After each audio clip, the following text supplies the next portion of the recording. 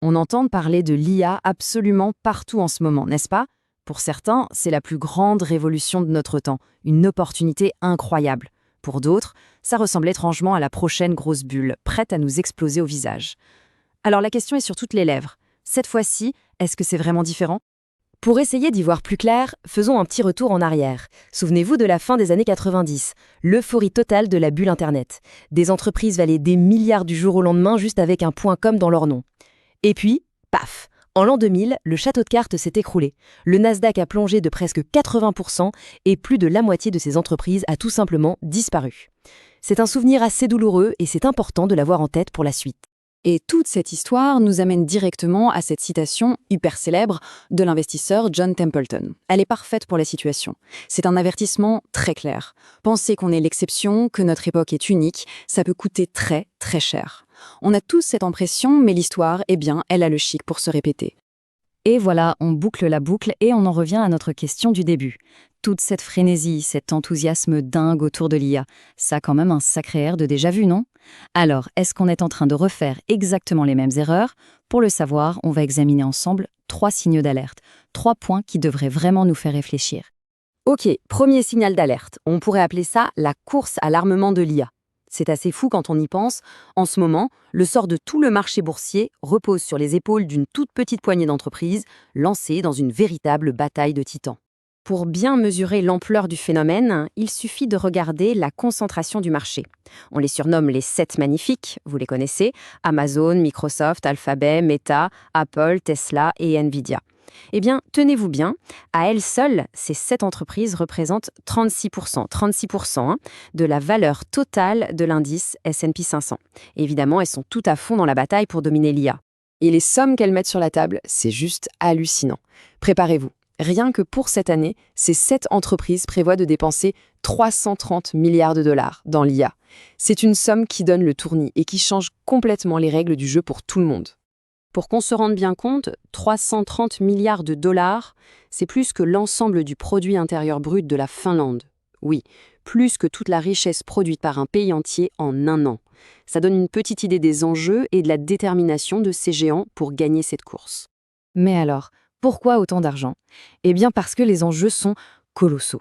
D'un côté, le FMI nous dit que l'IA pourrait toucher jusqu'à 60% des emplois dans les pays développés. De l'autre, c'est une véritable guerre froide technologique entre les États-Unis et la Chine pour la domination mondiale. C'est simple, le premier qui craque le code rafle toute la mise. Allez, on passe au deuxième avertissement. Celui-là, il est plus subtil, peut-être même un peu plus inquiétant. Imaginez une sorte de machine à cache de l'IA. Un système en circuit fermé qui pourrait bien être en train de gonfler artificiellement les revenus et les valorisations qu'on voit partout. Pour piger le truc, il faut connaître les 3 joueurs principaux sur le terrain. D'abord ceux qui fabriquent le matériel, les puces, on pense tout de suite à Nvidia. Ensuite, les entreprises d'IA qui utilisent ces puces, comme OpenAI. Et enfin, ceux qui louent la puissance de calcul nécessaire, les centres de données, comme Microsoft. Et c'est là que ça devient fascinant. Suivez bien le trajet de l'argent. Microsoft met des milliards dans OpenAI. Ok. Avec cet argent, OpenAI paie Microsoft pour utiliser ses data centers. Microsoft, de son côté, prend cet argent pour acheter des puces à Nvidia. Et pour boucler la boucle, Nvidia réinvestit une partie de ses bénéfices dans des startups d'IA, comme OpenAI. Vous voyez le manège? Le plus fou, c'est qu'à chaque étape, l'argent qui tourne en rond est enregistré comme un vrai revenu. Il y a une analogie très simple pour comprendre ça. C'est comme si je donnais 1 000 € à un ami pour creuser un trou. Puis, il me redonne ces mêmes 1 000 € pour que je le rebouche. Résultat, on a tous les deux enregistré 1 000 € de revenus. Mais est-ce qu'on a créé de la valeur? Pas vraiment. C'est ça l'idée. On peut créer une illusion de croissance simplement en faisant tourner l'argent en cercle. Prenons un cas concret pour illustrer ce décalage. OpenAI. L'entreprise est valorisée à 50 milliards de dollars, pour des revenus annuels d'environ 12 milliards. Et le pire dans tout ça, elle perd de l'argent tous les mois. Ça veut dire qu'on la valorise à plus de 40 fois ses revenus, alors qu'elle n'est même pas rentable. La question est simple. Comment c'est possible? Troisième et dernier point d'alerte, celui-ci est peut-être moins évident, mais il est crucial. C'est une limite fondamentale, un obstacle qui pourrait bien stopper net la croissance folle de l'IA sur laquelle tout le monde parie. On appelle ça le mur des données. Le mur des données, qu'est-ce que c'est exactement? C'est le moment où les modèles d'IA auront tout simplement lu toutes les données de qualité disponibles sur Internet. Il faut voir les données comme le carburant de l'IA. Et on arrive peut-être bientôt au fond du réservoir. Jusqu'à maintenant, l'IA s'est nourrie de tout notre savoir, des livres, des recherches, des siècles de connaissances. C'est pour ça que ces progrès ont été si spectaculaires. Mais attention, les experts estiment que d'ici 2027, c'est-à-dire demain, l'IA aura quasiment tout consommé. Pensez au jeu des serpents et échelles. Pour l'instant, tout le monde pense que l'IA va continuer de grimper les échelles en faisant des progrès de géants. Mais si on n'a plus de données pour alimenter ces échelles, eh bien les progrès risquent de devenir beaucoup plus lents, case par case. Et ça, ce n'est pas du tout ce que le marché anticipe. La déception pourrait être brutale. Bon, on a vu ces 3 gros signaux d'alerte. La question maintenant, c'est on fait quoi? Comment on navigue dans ce bazar? On va passer de l'analyse à la pratique avec 3 stratégies de bon sens. D'abord, est-ce que c'est la même chose que la bulle Internet? La réponse est non mais. Ce n'est pas pareil. Parce qu'aujourd'hui, les entreprises d'IA ont de vrais produits, une vraie utilité. Cependant, les signes d'une bulle sont quand même bien là.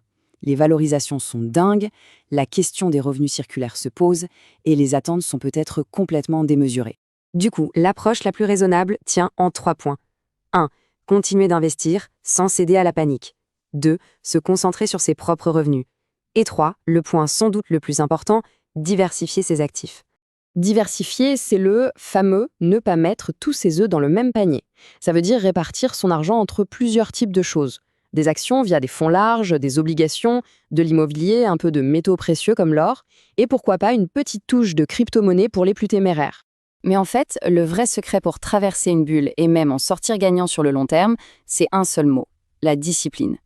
Ça veut dire continuer d'investir régulièrement, de façon automatique, dans un fonds qui suit tout le marché et surtout ne pas vendre en panique quand ça baisse.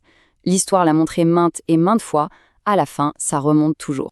Finalement, la vraie question, ce n'est peut-être pas de savoir si la bulle va éclater ou pas.